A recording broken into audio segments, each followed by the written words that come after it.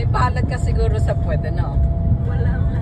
Kasi ano eh, biglang biglang sumama yung weather. Doon sa airport, tingnan mo, mas malala din, oh. Wala kang ganong makita.